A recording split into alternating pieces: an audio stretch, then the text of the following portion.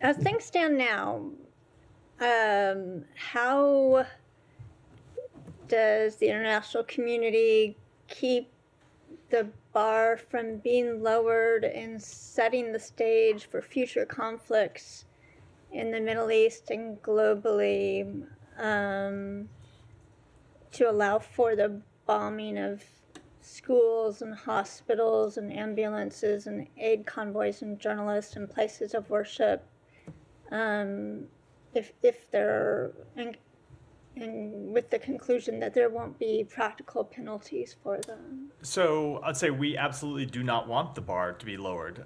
This bar should be, the same standards should be applied to every conflict everywhere in the world, including in this one. Now, the nature of this conflict does make it a little bit more difficult because, for example, when you look at other conflicts around the world, it is not always true that you see one side of the conflict hiding itself in civilian sites, hiding it, using ambulances to hide the passage of fighters around territory, embedding themselves under hospitals, inside hospitals.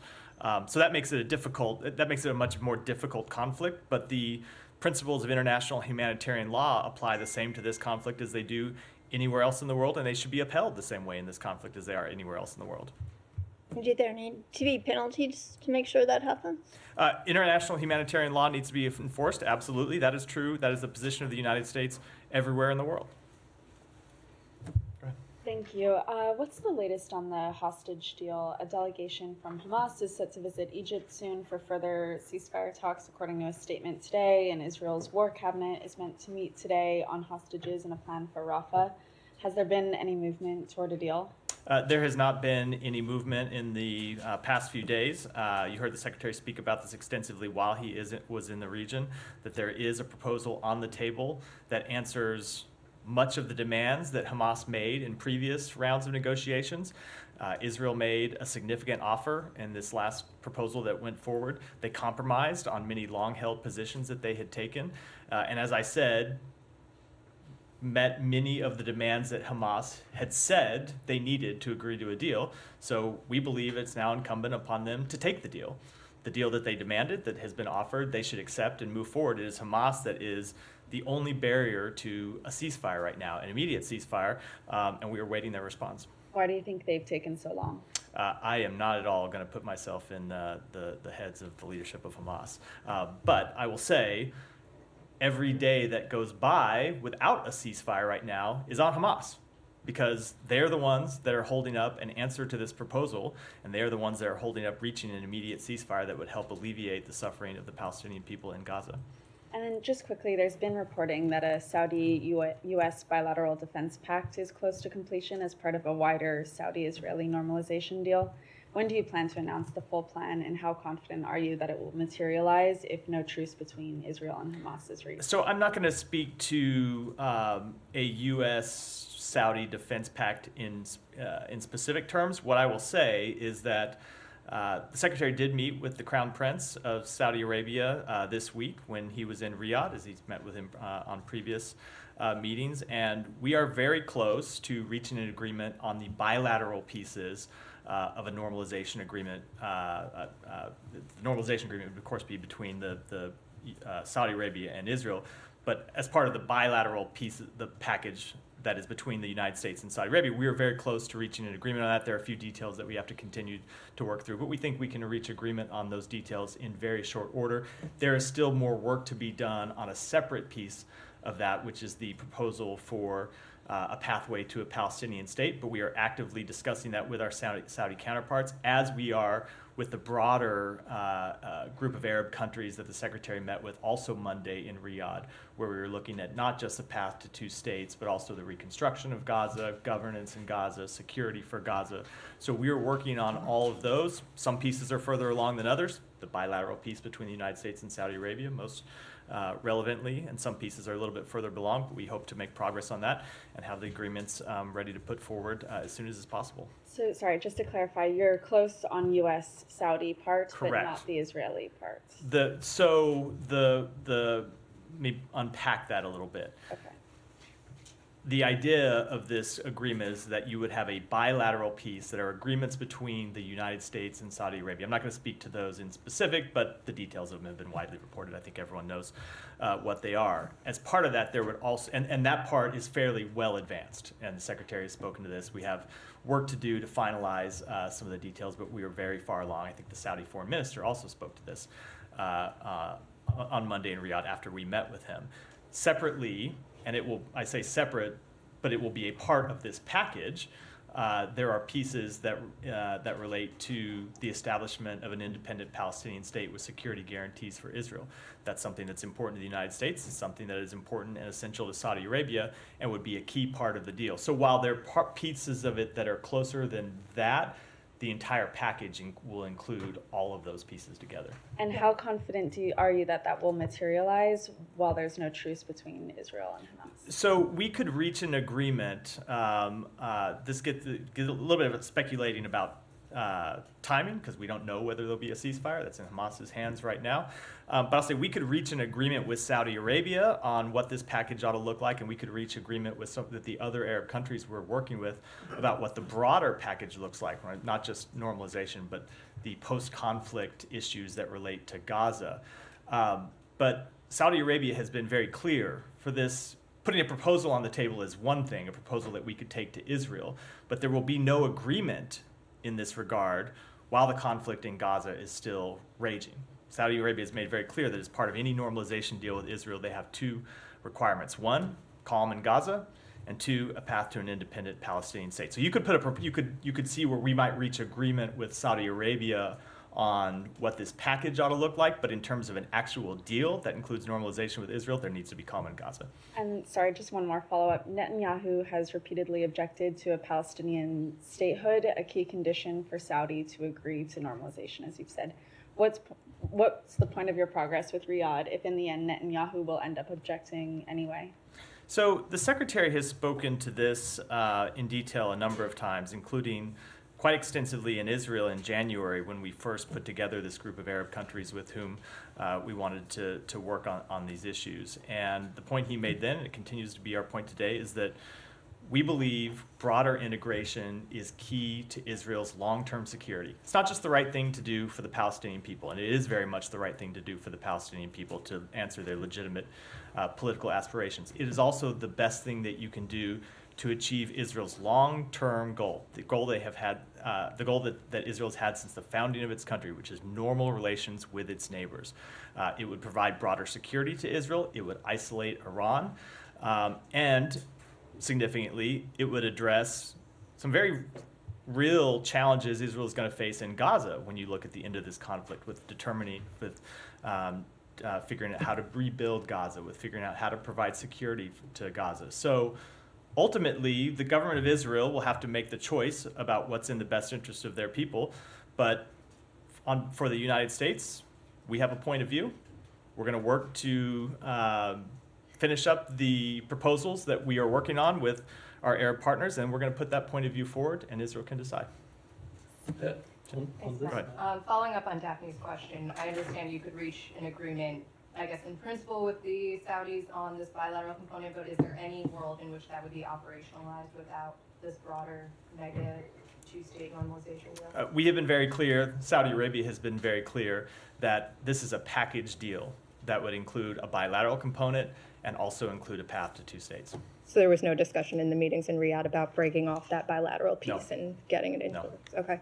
And then on Rafah, did you get any sense of timing on when the Israelis plan to move forward on their? I will let Israel speak to that question. Do you get the sense that they are waiting on Hamas's response before making a final Again, I'm just going to let Israel speak to what their plans are. I will speak on behalf of the Secretary, and the Secretary in his conversations with Prime Minister Netanyahu yesterday made very clear the United States position on Rafah, which is that we do not support a major military operation there. We do not believe a major military operation is in Israel's long-term security interest. We believe there are better ways to address the threat that Hamas does still propose. Does still pose in Gaza because of the 4 battalions that are in Rafah. Secretary spoke in some detail about our ideas in that regard yesterday, and I'll leave it at that. What was the reception to those deals? We had a very direct conversation about it, and I'll just leave it at that. And did you get any sort of commitment, or is it your understanding that if a deal was reached on the hostages and ceasefire, that Israel would not move forward on Rafah incursion? I think let's take it one step at a time. The proposal that is on the table right now, as I said, is a significant offer that would achieve an immediate ceasefire. That is our goal. That's what we're trying to accomplish. We have always said that if we get a ceasefire, we want to work to build enduring peace, enduring calm from that ceasefire. But let's get a ceasefire first, and then we can talk about And if I could quickly, what would be the next steps. on the determinations under Leahy law, are there any updates on the status of cutting off military assistance to that 5th unit? No, with that one remaining unit, we are still engaged in a process where we're collecting information from the government of Israel that they have provided to us and examining that information. Is that And new I don't- information? one second. I don't have a timetable. Is there new information since the last time you guys said there was new information? Have they presented Which is even what, more a couple information? days ago? A couple days when ago, Fanon said yeah. that? No. Okay. It's Michelle, she answered? Okay. Saeed, go ahead. Thank you. Just to follow up on something that Ellen raised on the hospitals and ambulances and so on, I want to bring your attention. I don't know how we could, probe this issue further. A Palestinian surgeon, Adnan Ahmed al-Bursh, was killed on the 19th of April. He was taken from Shifa Hospital back in December and was killed by the Israelis recently. I mean, he was shot, I guess, in cold blood and so on. Is there any way that the United States could look into this issue and find out the authenticity of such a... I'm not familiar with that case. I'm happy to see if we have any further information. All right, just to follow up on a couple of things. Now, you said that it's a generous offer. Everybody used that word and so on. Now, if the Prime Minister of Israel keeps saying that there's he will not agree to any permanent ceasefire, that this war will go on, I ask you, what incentive is there for Hamas or the militant groups to say, okay, I mean, we will give whatever leverage we have, and then, they can come and so on. I'm just curious. What incentive is there for Hamas? No, hold on. How about the well-being of the Palestinian people in Gaza? Yeah, but that ought to be an incentive enough. That ought to be incentive enough. Good. Of well, then that course, answers the question. Right. Because to be clear, that is the incentive. Okay, well, maybe we have just the incentive for Hamas is that an immediate ceasefire would help alleviate the suffering of the Palestinian people. It would allow aid. It would make it easier for aid to get in. It would make it easier for aid to move to people in Gaza. It would allow people in Gaza to return to their homes and their neighborhoods and rebuild them. So I get your point about arguing about leverage, but let me, Saeed, let me finish. Saeed, just let me finish. You will get your chance. Right. The well-being of the people in Gaza that Hamas has always claimed they represent ought to be incentive enough for them to take this deal. Period. I agree. Period. I agree. Good. But the Prime Minister is not committing himself to a ceasefire. He's saying that this war will continue. I'm saying that in the long run, he has the prerogative to continue this war however they please. Go in, destroy, conquer, whatever, take hostages, do all kinds of things in the future. I'm not defending or saying, I'm asking, exploring if the Prime Minister of Israel, if the cabinet in Israel is determined not to have a ceasefire, doesn't that make it less generous than the people think it is? So, no, I would not agree with that. First of all, as the Secretary said yesterday, we're going to judge every entity in this conflict by their actions. Right. And the actions that Israel has shown in this negotiation process is making an offer for a ceasefire that, as I said, was a significant offer that answers a number of the demands that Hamas had said were prerequisites for them to agree to a deal. So if Hamas really does care about the Palestinian people, they should agree to the deal. Mm-hmm. Period. Okay, let me ask you. This is one of those rare issues where it's just actually not that complicated. Okay, let me ask you a couple of questions on the aid. Israeli settlers have vandalized Gaza aid trucks and so on. I think the trucks that left from Jordan, that probably the ones that you guys bid farewell to. I don't know. Do you have any comment on that? Do you know of what happened? I do. I've been following this issue very closely because it happened while we were in Israel. And I'll tell you what the Secretary said about it to the Prime Minister, which is that these attacks on aid shipments are unacceptable and that Israel ought to take steps to prevent them and it ought to take steps to hold people accountable for them. And I will tell you, we were glad to hear that Israel yesterday arrested 3 of the people involved in the attacks on this convoy. That is the appropriate step. That's the step that they ought to take whenever there are attacks on aid convoys. And And that furthermore, they ought to prevent these attacks from happening in the first place. That's what we will hope they'll do, because these are aid shipments that are being delivered to innocent civilians who had nothing to do with October 7th, and they ought to continue unimpeded. Now, lastly, the Prime Minister of Israel says that the ICC arrest warrant would be an anti-Semitic hate crime. Do you agree with that? I will let the Prime Minister speak for himself. Yeah. On behalf of the United States, we have made clear that the ICC, in our view, has no jurisdiction in this conflict, and we oppose this investigation. Thank you.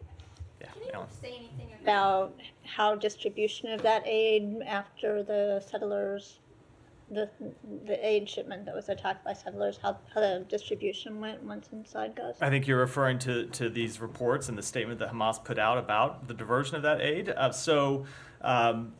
Those aid convoys came from Jordan into Erez crossing, which was just opened, something that the president insisted on in his April 4th phone call with Prime Minister Netanyahu. Yesterday was the first major shipment of aid from Jordan over this new land route through Erez crossing. The convoys from the Jordan military that brought the aid in unloaded the aid inside Gaza. It was then picked up by a humanitarian implementer for distribution inside Gaza. And that aid was intercepted and diverted by Hamas on the ground in Gaza. And ultimately, the UN is either in the process or has by now recovered that aid. But it was an unacceptable act by Hamas to divert this aid to begin with, to seize this aid. We have made clear that it's an unacceptable act. I think the UN partners will be also making clear that it's an unacceptable act. If there is one thing that Hamas could do to jeopardize the shipment of aid, it would be diverting it for their own use rather than allowing it to go to the innocent civilians that need it. So they certainly should refrain from doing that in the future. Has this been a widespread issue, Matt? No, it is not. This is the first widespread case of diversion that we have seen. Hamas had diverted these trucks for some time not the original, just to be clear, so that could be misleading. The original trucks came in, unloaded the aid. They were then picked up on different trucks for distribution inside Gaza. They did divert those trucks. They were held for some time. To my understanding, the aid has now been released. It's been returned to the humanitarian implementer that was responsible for it in the first place. And we have made clear, and we think the United Nations relief organizations involved will also make clear it's an unacceptable act that Hamas should not repeat in the future, because it jeopardizes the delivery of aid to the Palestinian people. But in terms of the number of occurrences that Hamas has diverted aid, how many times would you say this has happened? There may have been minor ones in the past. I can't speak to mine. This is the first major diversion of aid. And as I said, it ultimately has now been returned to the humanitarian implementer, so it will get where it needed to go. But that doesn't change the fact that it was an unacceptable act. And what happened to the team that was with the aid at the time? I can't speak to that. I don't have the Do you know details. which- I do know that they are all safe now. Do you know which organization it was? I do, but I don't think it's my prerogative. It should be my prerogative to speak for them. Anything else on the region before we go? Michelle, yeah. Are you talking now about a permanent ceasefire or a temporary ceasefire? And did you talk to and how will you build on it, as the Secretary has said yesterday? And second, did you talk to the Israelis about their northern front with Hezbollah? So the proposal that is on the table is for an immediate ceasefire for a defined period of time. But as we have always made clear, we do want to build that into an enduring calm. We don't want this conflict to go on a day longer than it has to. We want to see it brought to a close in a way that ends Hamas's ability to repeat the attacks of October 7th in a way that alleviates the suffering of the Palestinian people, and ultimately gets to this broader point I was making in response to some of the earlier questions, in a way that that establishes a political path forward for the Palestinian people, for the citizens of Israel, that provides greater peace, security, stability for the entire region. And on and on the north, sorry. It was a conversation. It was a subject of our conversations. I don't have any updates. Our goal remains the same as it has been since the outset of this conflict, which is to resolve the dispute in the north of Israel diplomatically. And one more on Syria, if you don't mind. Why did the administration oppose to include the Assad regime anti-normalization act to the supplement, or in the supplement aid package that passed last week? So I don't have any specific comment that. We generally don't comment when it involves pending legislation. Our position, however, has been clear, which is that we will not normalize relations with the Assad regime until there is meaningful progress toward a political solution consistent with UN Security Council Resolution 2254. Our sanctions remain in full effect. I know that was one of the other pieces of this particular legislation, and we remain committed to using all tools at our disposal to promote accountability in Syria, including by issuing sanctions under the Caesar Act and other authorities. Thank you. Sure, go ahead. Just also under the Syria policy, it's reported that the Caesar Act that you just mentioned expires at the end of this year. Are you guys looking to extend that? I'll have to take that one back and get you a specific answer. Yeah. And secondly, just can you talk about there was a group in Bahrain today claimed to have attacked Israel. That seems to be a new, if accurate and true, that's a new front that's open. Is it the department's assessment that U.S. policy towards trying to contain this conflict in Gaza is successful today? So I'm not aware of that report, so I wouldn't want to comment on it or the veracity of it specifically, but it has been our goal to prevent this conflict from spreading. We've seen a couple points where or a couple points since October 7th where there have been the serious potential of it spreading and having it escalate, and you've seen us work quite intensively during that period. Of course, the last month with respect to Iran was one of the most intense periods. So it continues to be our goal, and it is something that you have to work on every day when you see the conflict in Gaza continue. Obviously, it adds to tensions in the region, and so it is a type of thing that you can never rest on in terms of trying to prevent the conflict from spreading. Go ahead. My question's out of the region, if that's okay. Go ahead. Okay. I wanted to ask if the State Department is aware of the American that has gone missing in Mexico on a surfing trip.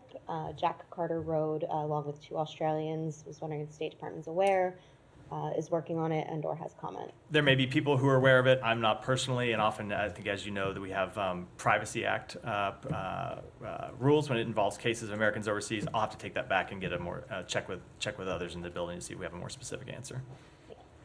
Okay. Thank you. 2 topics. Russia first. I was wondering, in light of your latest finding that Russia has been using chemical weapons in Ukraine, is the department getting any closer to state the obvious, that Russia is a terrorist state? We have not changed our position with regard to that designation, but it in no way changes the actions that we have taken to hold Russia accountable. You've seen since the outset of this conflict, the United States imposing sanctions on Russia, imposing export controls on Russia. We imposed new sanctions on Russia yesterday. You've seen us use our diplomacy to press other countries to stop their support from Russia, for Russia. It was a focus of the Secretary's recent trip to China, where he made clear that China should stop supporting Russia by rebuilding its defense industrial base, and also making clear that if they didn't take action, we would.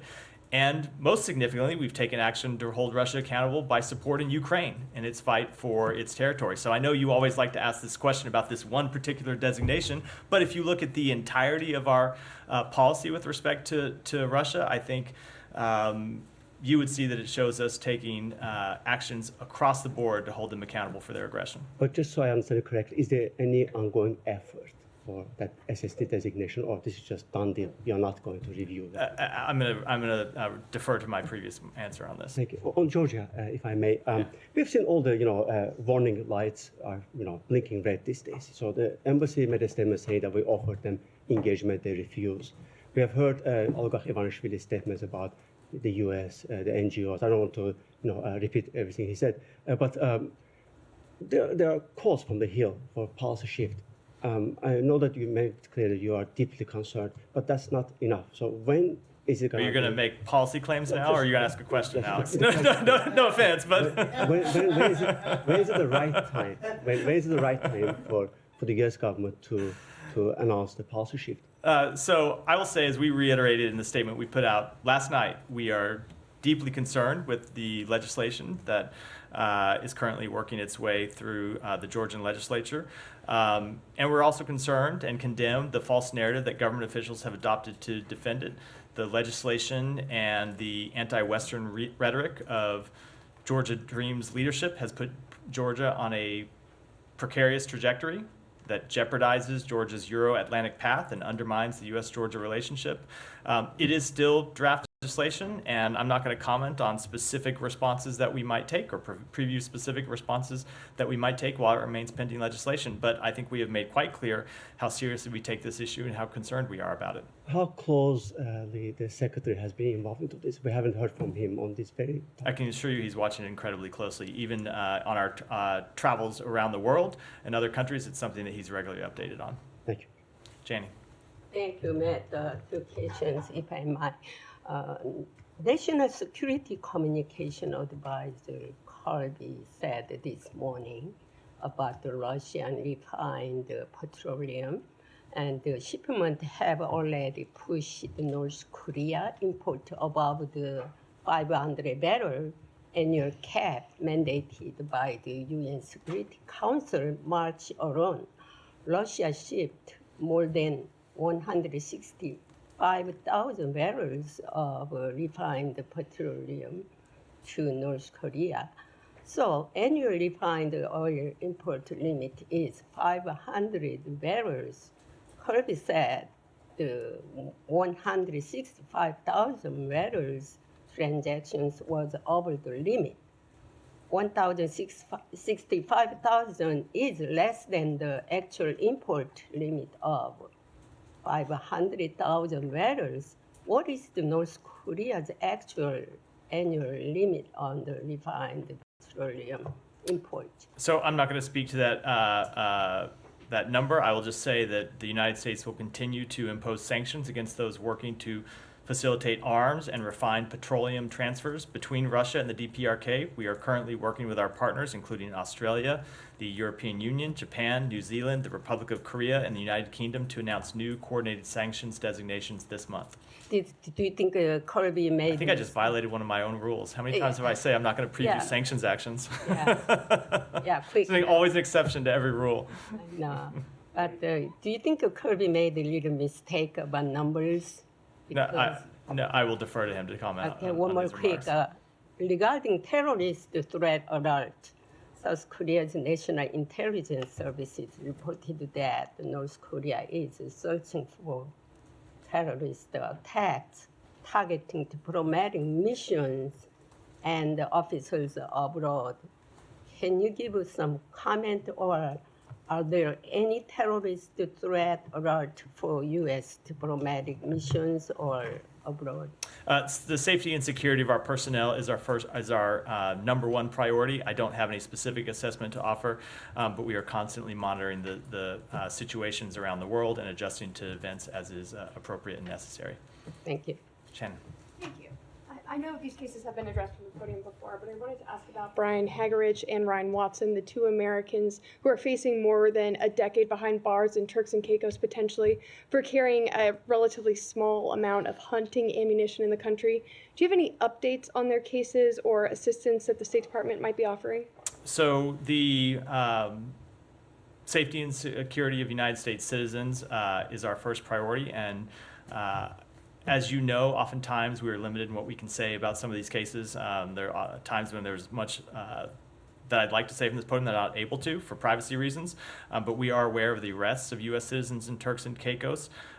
When a U.S. citizen is arrested overseas, we stand ready to provide all appropriate consular assistance, and we do that in every case where we can. And just as more generally speaking, there have been a spate of high-profile cases involving U.S. citizens who are facing very serious punishments for carrying what would be considered domestically innocuous items into foreign countries. Is the State Department considering any action to either warn Americans or address the issue by perhaps coordinating with TSA to stop them from carrying these items overseas? Well, presumably, if you make it through you shouldn't be able to make it through an airport with ammunition in the first place. But we constantly update our travel alerts to make sure, or to warn people that they are, of course, subject to local laws when they travel overseas. That's true. We expect when citizens of other countries come to the United States, we expect them to abide by United States law, and we hold them accountable if they don't. And that is true for people traveling overseas. In the Turks and Caicos, firearms, ammunitions, or other weapons are prohibited. Our travel alert for the Turks and Caicos makes that clear, so people are aware of that before they travel. And I would once again, as we always do, urge every American to check the State Department travel alerts before they travel to a country. We put them out for every country in the world so they can see what the local rules, what the local laws are. And it's very important that they follow those laws so they aren't put in this position. Go ahead. Thank you, sir. Two questions, please. As far as these demonstrations are concerned across the U.S. universities and colleges, before my question, if I say one thing, that when I used to go to college and university in Chandigarh in India, my mother told me, you are going there to study, not create any troubles for yourself and for others. My question is now here that who is behind these demonstrations, and how the U.S. diplomacy with other countries around the globe, who also have many students from across other nations also, in these higher universities and colleges, their studies are also affecting, because I'm getting many calls from the Indian American community and their parents also. So how the relations affecting as far as these demonstrations are concerned, violations are going on and breakings and all that. We never heard in the U.S. As far as students and in colleges and universities, except during Vietnam War, because there was a cause, because America was involved in the Vietnam War, but America is not involved as far as these what's going on in the Palestine and other places. So the president spoke to this earlier today, and I don't have much to add to his remarks. But the thing that he made very clear is that one of the things that makes this country great is the right to free expression and free speech.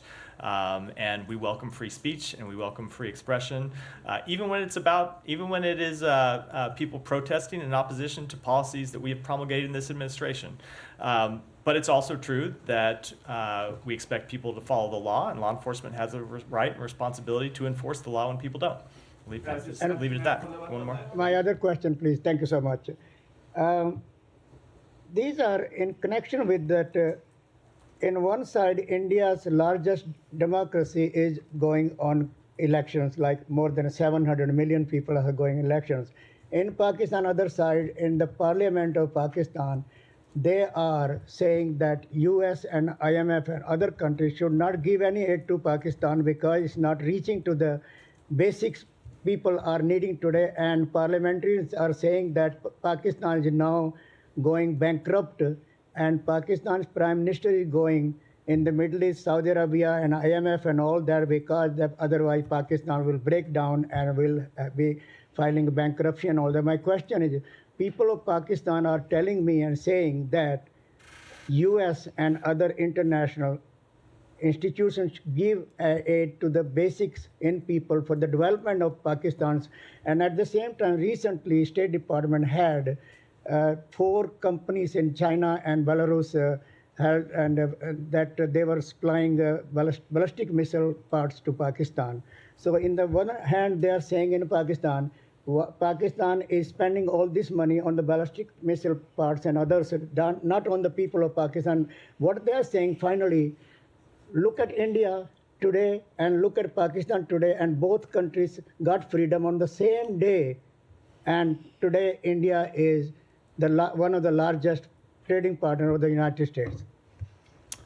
So where do we stand? I was waiting for the question. that was a lot. I was wondering what the question was going to be. What message do we have for Pakistan from the Secretary of State that basics that Pakistan can be uplifted like India in the future and their people? So a couple of things. First, as it relates to the ballistic missile program, we make quite clear our position on that, including through the actions that we took last month that you referenced. But when it comes to efforts to stabilize its economy, including through reaching an agreement with the IMF, we support those efforts. We support the progress that Pakistan has made to stabilize its economy and manage its daunting debt burden. We encourage the government to prioritize and expand economic reforms to address its economic challenges.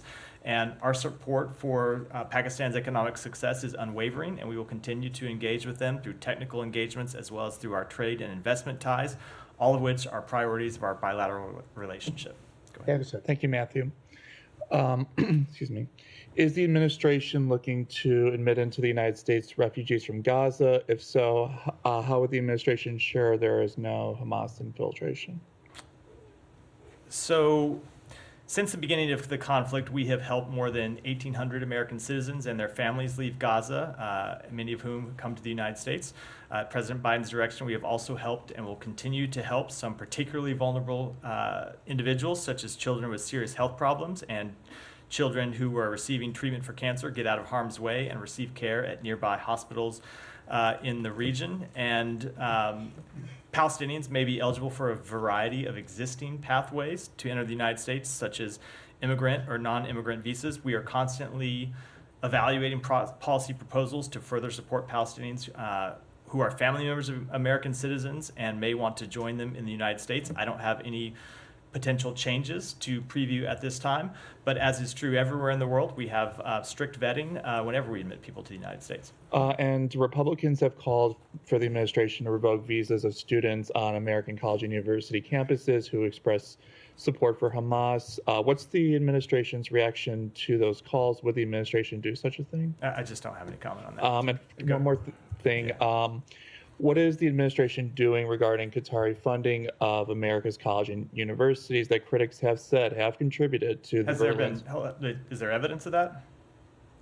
That Qatar is the largest foreign donor of American college and university campuses? Yes. No, but I mean, that they're supporting the protests. I've heard that claim, but I'm just asking before I comment on whether there's evidence that you can put forward. Well, I mean, like not just these protests, but like the protests on American college and university campuses regarding Israel, like even before October 7th. There have been critics who have said that Qatari money has, contributed to this Berlin rise, like through funding, like what critics university programs. Just what critics specifically, so I know what I'm. Yes, yeah, the critics, yeah. No, but who? Like conservatives, foreign policy folks, like scholars. Before I respond to something in general, I'd like to see a piece of evidence like or a specific. I would love to see a specific charge or piece of evidence before I respond to something that may or may not be true. I can send. Okay. Thank you. Yeah. Thank you. Vladimir Zelensky said last week that Ukraine and the United States are working on a new bilateral agreement on security and have already begun discussing a specific text of this agreement. Do you have any comments, confirmation? So I'm not going to speak to it in specific, other than to say that we have made clear that we are working on ways to provide long-term support for Ukraine's security. Obviously, we provide significant assistance to Ukraine to defend itself from Russia's aggression, and we have been working on long-term security arrangements. That's something that the president made public around the time of the last NATO summit. Those discussions continue, but I'm not going to speak to them in any detail. One more question. Polish media reported last week that Poland has made a formal request to the U.S. to deploy American nuclear weapons in the country. Is the United States discussing this? I don't have any comment on that. Go ahead. Thank you, Matthew. I just want to get back to the protests and ask if there's any concern in the State Department about these protests reflecting a spread of the conflict that you've been expressing fears about earlier. And secondly, have these protests at the universities featured in any of the conversations that the Secretary had on his recent trip? So when we speak to being concerned about the spread of the conflict, we're worried about kinetic conflict in the region. We're not talking about free speech on United States campuses. So I'm not sure I understand what the linkage is between the two. Well, it is a spread of conflict regardless in many people's eyes. That there is a conflict emerging on U.S. campuses as a direct result of Israel's actions in Gaza. Okay, it's a very different thing than what we're talking about when we talk about diplomatic efforts which are by nature overseas, to address the spread of the conflict between Israel and other terrorist organizations, between Israel and other countries in the region. That's specifically what we're referring to. It's in no way related to, I think, the actions you've seen on United States campuses. And then the second question, remind me again, was... did it come up in any of the conversations? Yeah, it did come up somewhat in conversations, as you would expect. It's been all over TV. People around the world watch American television, and so of course it's come up in conversations, but not in any substantive or serious way. Go ahead. Yeah.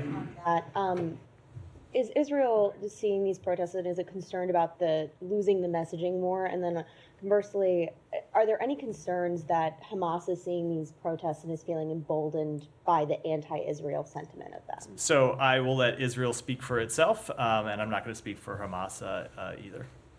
Go ahead. Thank you, Matt. The world's largest election has begun in India. However, there has been significant increase in intimidation, harassment. Prime Minister Modi's inflammatory rhetoric against Muslim community has heightened fear and uncertainty within the 200 Muslim community in India. At the same time, major social media platforms like Twitter, YouTube, Google, and Meta are removing critical content and blocking channels at the request of the Indian authority, raising concern about the censorship and the impact on free speech. What steps are being taken to protect these US-based social media platforms and ensure that the right to free expression is upheld? So let me take that one back with regards to any specific actions, which is not to say there are any, but of course we support freedom of expression all around the world, in every country in the world. One more, can I draw your attention? One of my colleagues was asking a question about India, and it is very difficult. You know, someone asking questions and facing harassment. I also have faced even live threat sometimes in my social media message and text that I'm receiving. So, and they're questioning about the ethnicity. Is that a matter that someone is asking questions, he has to be, or he or she has to be that ethnicity or from that country's background in this briefing room? I don't even know where to go with that question. Obviously, we welcome people from all over the world of any ethnicity, from countries all over the world, to ask whatever questions they want to ask us. Unfortunately, one of the sad features of social media is that people make all sorts of inappropriate comments and threats and intimidation. I see that on social media. I'm sure you do too. It doesn't make it acceptable in any way. Go ahead. Go ahead. Thank you. On the student protest in the U.S., have you found any sign of foreign intervention, be it social media campaigns, funding, etc.? It's not the kind of assessment we make here at the State Department, but no, we've not made that. Are you going to look for it, or it's not part of? It's just not. It's not the kind of thing that we do here at the State Department. So no. And on the bilateral agreement you have with Saudi Arabia, I got a bit confused there when you were answering at the beginning.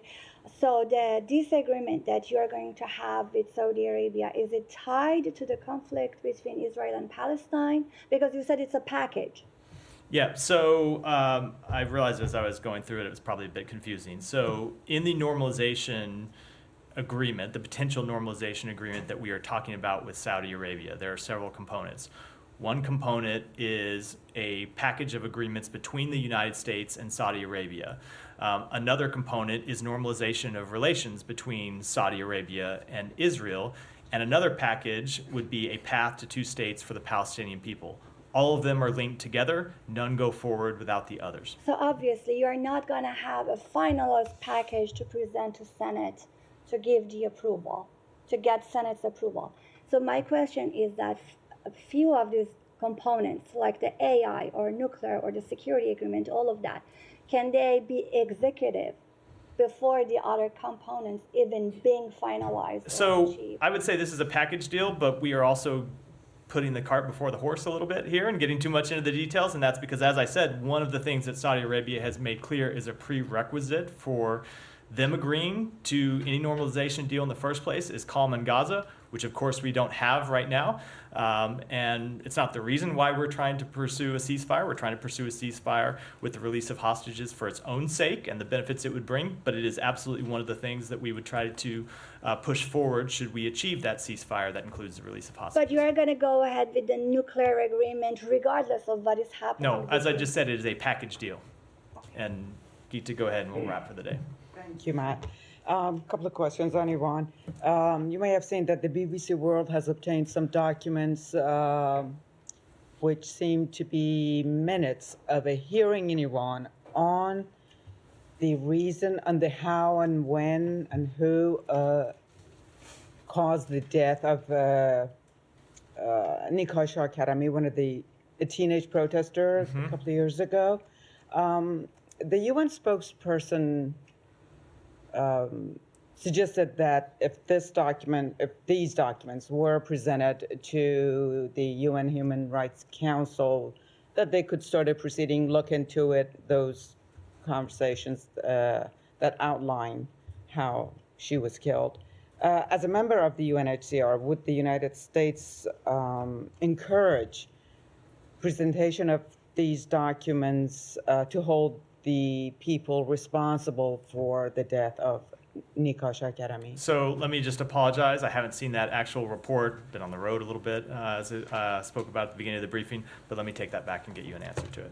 Okay, it's kind of follow-up, but it can go separately, I'll get you an answer. If you have a follow-up, we can get an answer. Well, the follow-up could be separate. I mean, it's not dependent necessarily. Go ahead. So the Iranian constitution, the constitution of the Islamic Republic, actually, it says that the supreme leader sets the policies and is the ultimate decision maker in the country. So as such, does the State Department believe that Ali Khamenei, the current supreme leader, is responsible for the suppression of demonstrators and death of a high number of people, 2 years ago, and general suppression of the public? He is absolutely responsible for the actions that government has taken. With that, we'll end for today. Thanks, everyone. Thank you.